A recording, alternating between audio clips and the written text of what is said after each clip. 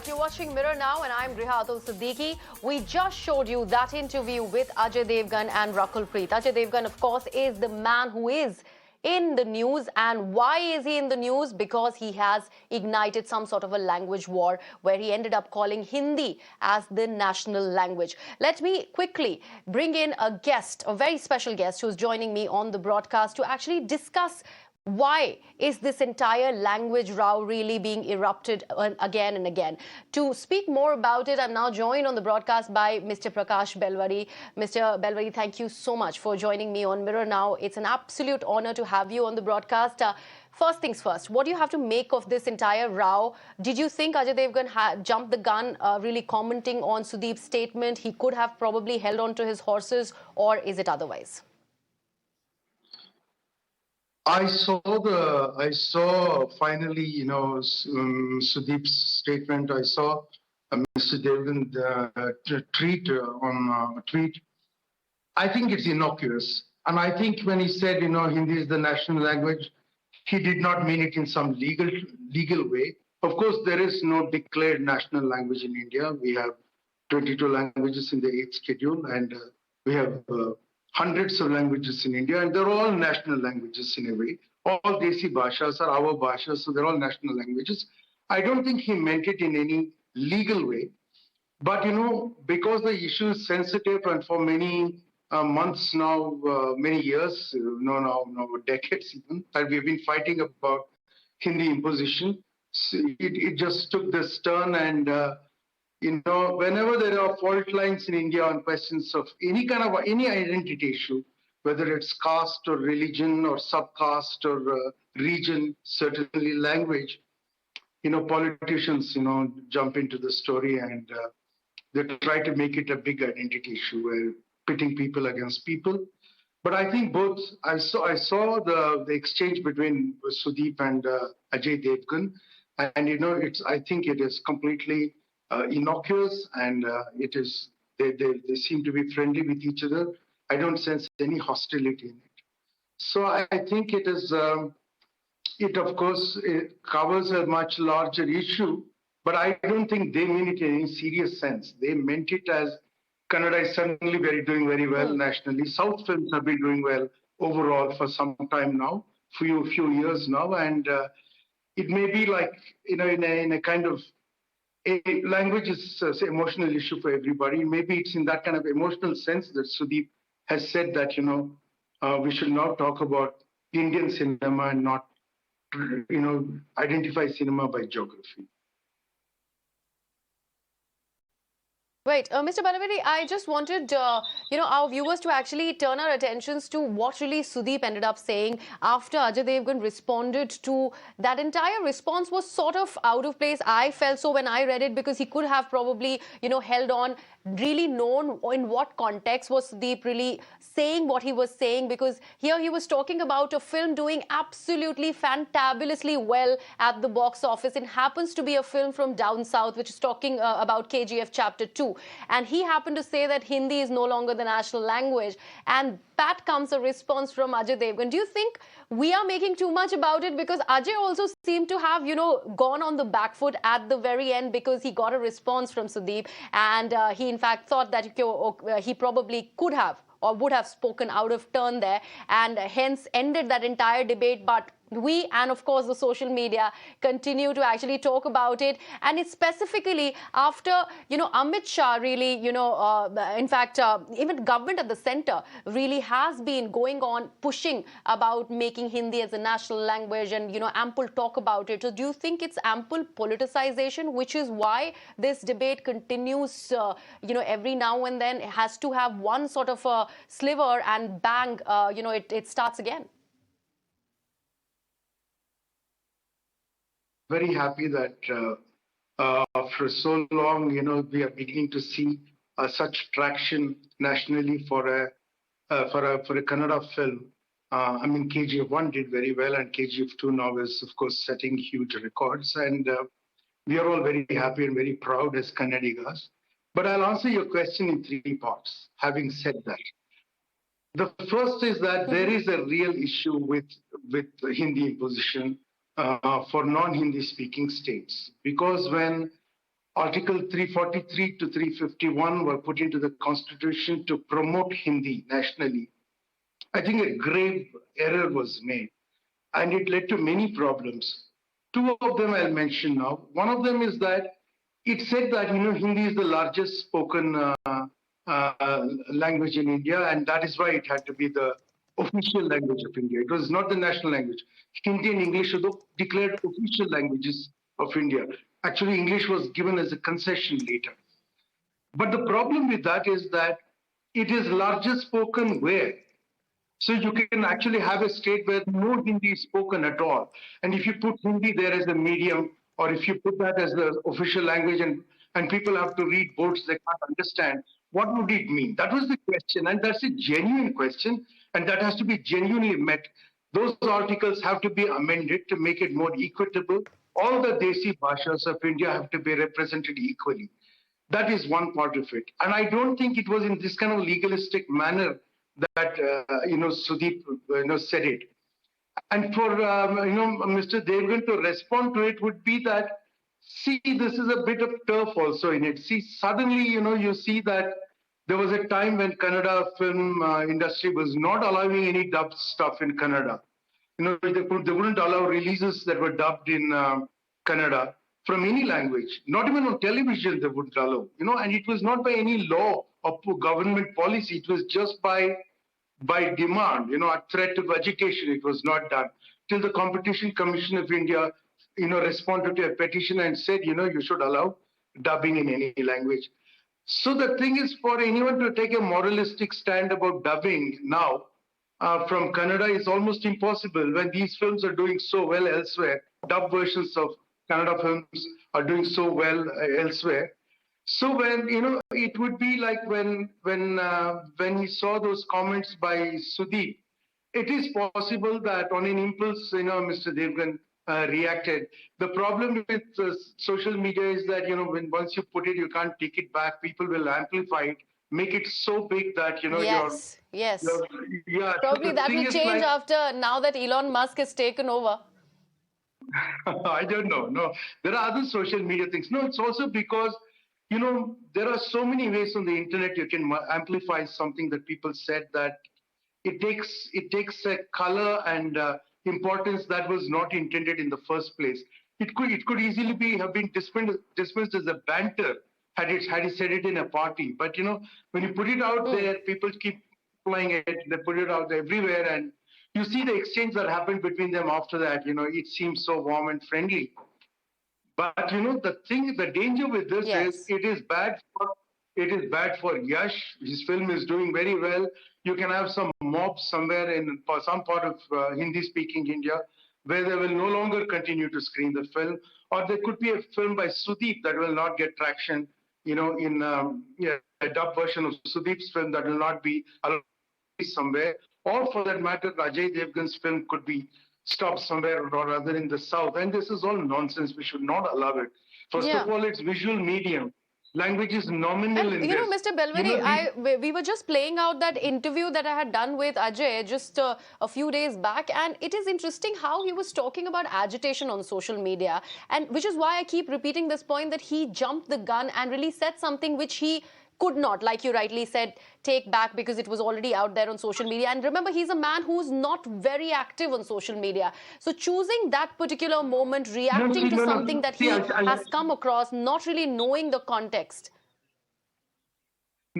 tell you what happened. There was some talk that he had vaguely or indirectly supported Narendra Modi in 2014, and internet has long memory, and they'll somebody would have brought it out, and which is why you see politicians attacking him with such hostility.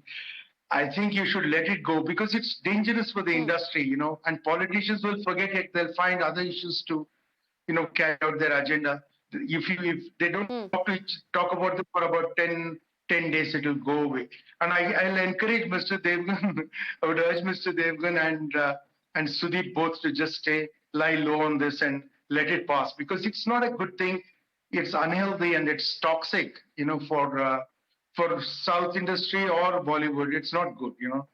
This country is a very big market. There are Absolutely. In fact, 156 protests crore have people. already started, like you were talking about, and you're already fearing something. But pro-Kannada activists have already started to protest after this entire fiasco really unfolded on Twitter. No, but I think it will be largely politically motivated and it will die off because they will find some other issue Yes. to further. This is, you must admit that as an issue between them, this language film and that language film, it's a very small issue. But I will say that as a Kannadiga who actually acts in many languages, including Bollywood, I would say that Hindi imposition is a serious issue, and India has suffered a lot because of this. Because we don't have a scientific or a rational idea of a national language. We do not have textbooks or Yes. quality books from around the world. That children.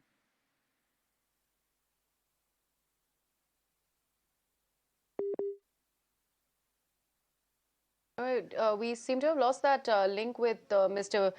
Prakash there. We will try and reconnect with him. Very important points that he was making, and this was to do with this entire language war that is back into the discourse. And this has happened right after that entire sort of brotherly spat between Kisha Sudeep and Ajay Devgn, and very important aspects that Mr. Prakash was mentioning over there. In fact, he's back with us on the broadcast. Yes, Mr. Belawadi, please make your point. Yeah, I'm just finishing and I have to leave because I have to give a speech somewhere. See, the thing is that if we can Yes, yes, please. rationally determine, even see, I'll tell you in the future, in the next 5 years, technology will resolve automatic translation, or we will find some ways of either machine enabled or bot enabled translation, so that anybody can speak in any language in India and we'll have simultaneous translation. It'll get settled. Till then, I think we should accept in the next 5 years or 8 years or whatever. Let us accept English as a language to learn for everybody, so that they can have access to quality education. So when we say equal access to education, we must mean equal access to equal education. Otherwise, the poor or deprived of it, people who talk about Desi Bhasha and love for Desi Bhasha will deny education to the poorest, people who need it the most, where their children will go to quality schools or private schools. Which is why I think you have to take the Hindi imposition issue seriously, especially because the new education policy is out there. Yes. It's been defined in many states. That issue is a serious issue, but it should not be frittered away in loose talk like this. And, we should let this thing pass. That's all I would say. Absolutely. Thank you so much, Mr. Prakash Belawadi, for joining us for this very, very important conversation. And universal language, if we have to actually rely on something, it could be possibly English, which everybody really is being taught in schools these days, not in Hindi or imposition. This is something that we have been talking about, and this is something that has been a bone of contention with people who come from the southern states of the country. Hindi is not spoken everywhere. It is a country which has multi languages. In fact, diversity is something that we are proud of. How can one language really be dominating everything? And it should not really be coming in from an actor of the caliber of Mr. Ajay Devgn, of course, tweeting that thing out in Hindi, really going ahead and being sort of combative, talking about why do South Indian films get dubbed in Hindi, and then factually incorrect statements coming out from him saying that Hindi is the language, is a national language, is something that he goes ahead and talks about. And then, of course, there is a graceful counter by Sudeep, which, of course, ends in a brotherly argument that gets settled right there on social media. However, the debate rages on, and which is to do with Hindi imposition. Thank you so much for being a part of this conversation. We will continue to actually take in all the reactions that we get on this particular debate that has been started by Ajay Devgn and in turn Kisha Sudeep, and we'll see where does this go. Shifting focus now to the state of Karnataka. Karnataka Chief Minister Basavaraj Bommai has in fact weighed in on the language row, and the Chief Minister of Karnataka in fact backed the Kannada actor Sudeep, saying that he is right and that everyone should respect the languages that they in fact speak. Bommai also added that since states have been formed, mother tongues have assumed importance. Sudeep ಅವರು ಹೇಳಿರುವಂಥದ್ದು ಸರಿ ಇದೆ. ನಮ್ಮ ರಾಜ್ಯಗಳು ಭಾಷಾವಾರ ಪ್ರಾಂತ್ಯಗಳಾದ ಮೇಲೆ ಆ ರಾಜ್ಯಗಳಲ್ಲಿ ಆ regional language ಅಂತಂದರೆ ಮಾತೃಭಾಷೆಗಳಿಗೆ ಮಹತ್ವ ಇದೆ. ಅದೇ ಸಾರ್ವಭೌಮ. ಅದೇ ವಿಚಾರವನ್ನು ಸುನೀಲ್ ಅವರು ಹೇಳಿದ್ದಾರೆ, ಸುದೀಪ್ ಅವರು ಹೇಳಿದ್ದಾರೆ. ಸುದೀಪ್ ಅವರು ಹೇಳಿರುವಂಥ ವಿಚಾರ ಸರಿ ಇದೆ. ಇದನ್ನೆಲ್ಲರೂ ಕೂಡ ಮನಗಾಣಬೇಕು ಮತ್ತು ರೆಸ್ಪೆಕ್ಟ್ ಕೊಡಬೇಕು. My colleague Neha Hebbale now joins me live on the broadcast. Neha, there was a very interesting conversation that I was having with Mr. Prakash Belawadi about that entire Hindi imposition. This is something that we have seen very, very strong statements coming in the past as well. Now, one has been made by the Chief Minister of Karnataka. What is the sense that we get when, an actor to the caliber of Ajay Devgn on one side and Sudeep on the other engage in what is being called a brotherly spat, but something that really started in a very combative way?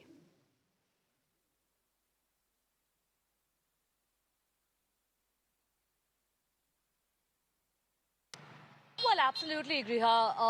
While, of course, this started in a very combative way, like you rightly mentioned, both the actors over here have agreed upon one thing, which is that they respect all the languages of the country today, and they have sort of, ended the matter there. But the bigger question still remains, and a very pertinent point that was being pointed out there by Mr. Belawadi was the fact that this is now going to translate on ground into, possibly instances that one might not find very pleasant. Because in the past as well, we've seen that when prominent people have made statements, it's generally, the crowd or the people of the state or the people of the country that react to it. And we have seen in the past as well. Now, he was mentioning one point about how, it's also important to mention at this point in time that both actor Kicha Sudeep as well as actor Ajay Devgn are lined up for release of their films, which are, set to release in just a couple of days and, of course, in the coming months. So it is important to hear now, of course, that, while they have broached this topic of what the national language is or should be, this isn't going to end here. This is a war that, that we have been waging for quite some time now. These are questions that we have been asking for long now. And just the fact that, even if at all today people do feel that there is Hindi imposition happening in one way or the other, then how do we combat that or how do we deal with that? Well, those, are, of course, the larger questions that need to be answered. Absolutely. Neha, thank you so much for joining us with all those details there. In fact, that language debate continues like we have been bringing to you right here on the broadcast. It's a Hindi imposition that people have been talking about. We have gotten all the reactions that are to do with that. And now a fresh one is coming in from the Chief Minister of Karnataka, Mr. Basavaraj Bommai.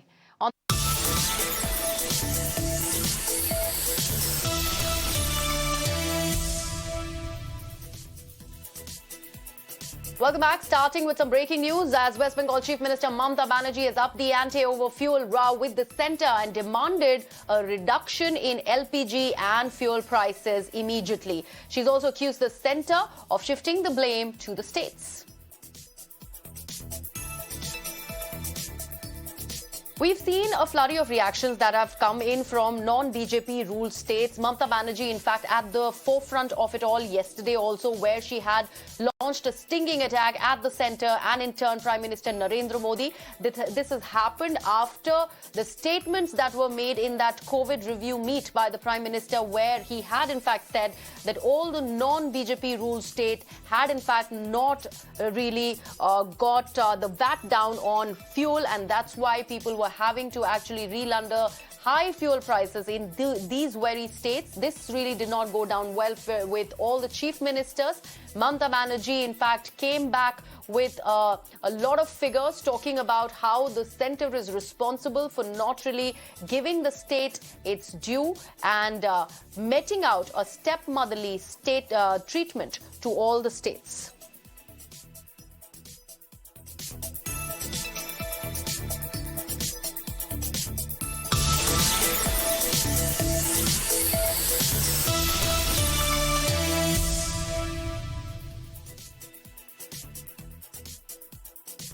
Kerala Chief Minister Pinarayi Vijayan has taken strong exception to Prime Minister Narendra Modi singling out a few states, including Kerala, that have not taken steps to reduce the sales tax on petroleum products. He in fact said that attempts to pin the blame of price rise squarely on states is not befitting of the federal system. The Chief Minister also said that the misery of the common man cannot be trivialized, necessarily blaming the states.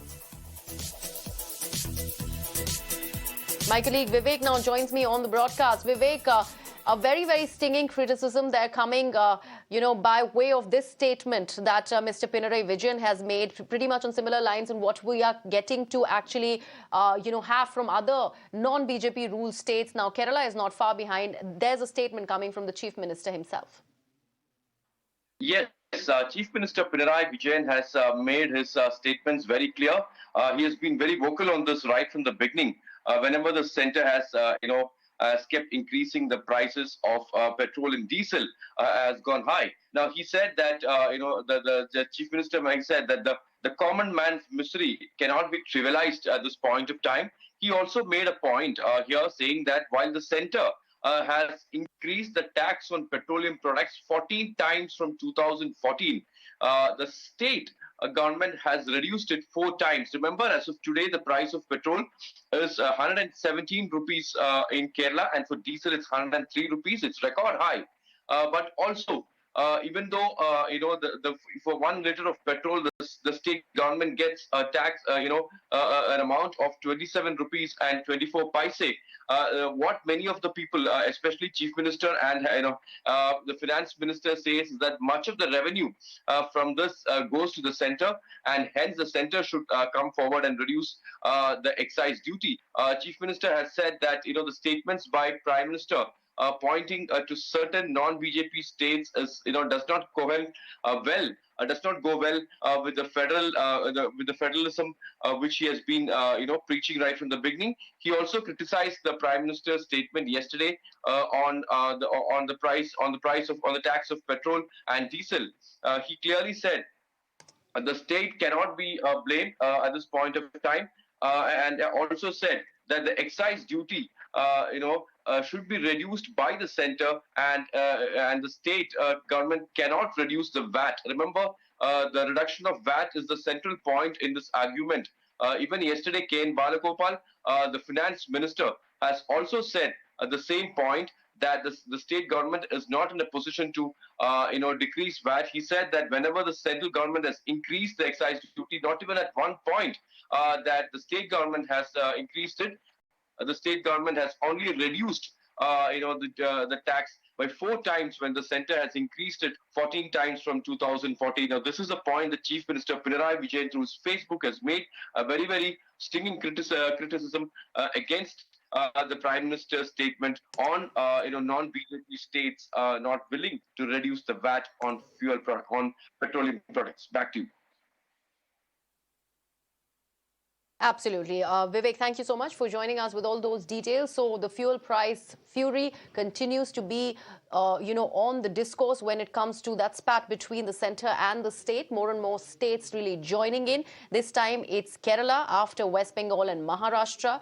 We have heard Mr. Pinarayi Vijayan also now speaking against what the centre should have done rather than pinning the blame on states.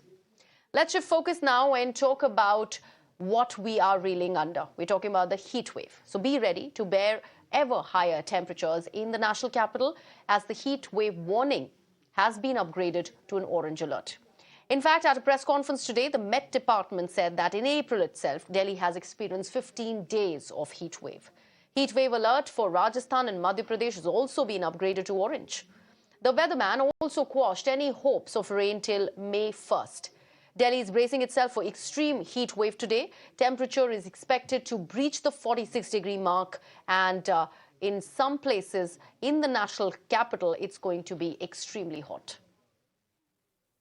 की बार कुछ ज़्यादा ही गर्मी पड़ रही है, जैसा कि starting से मैं देख रही हूँ बहुत गर्मी पड़ रही है। और आज के उसमें तो पेपर में भी दिया था कि अब तो लू चलने वाली है, बहुत गरम हमारे। ऐसी गर्मी पहले स्टार्टिंग में नहीं पड़ती थी, लेकिन अब की बार बहुत ज़्यादा गर्मी पड़ रही है। एक्चुअली बहुत बढ़ गई, that's why we got a hard day today कि बस ये आज के लिए, बिकॉज दे टोल्ड अस कि the temperature is more than 45 degree Celsius. That's why we always carry 2 bottles with us for our school.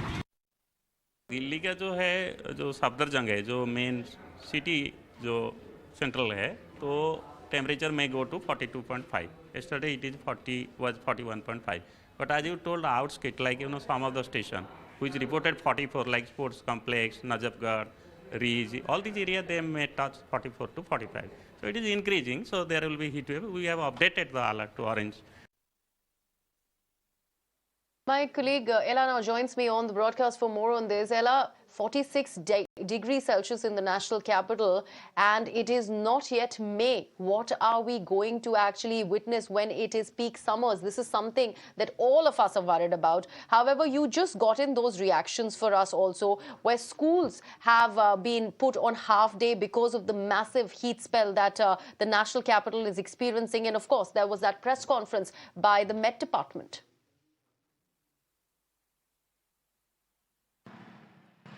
Yes, Griha, the situation is serious on the ground because the extreme heat which people faces is like of that from month June or July.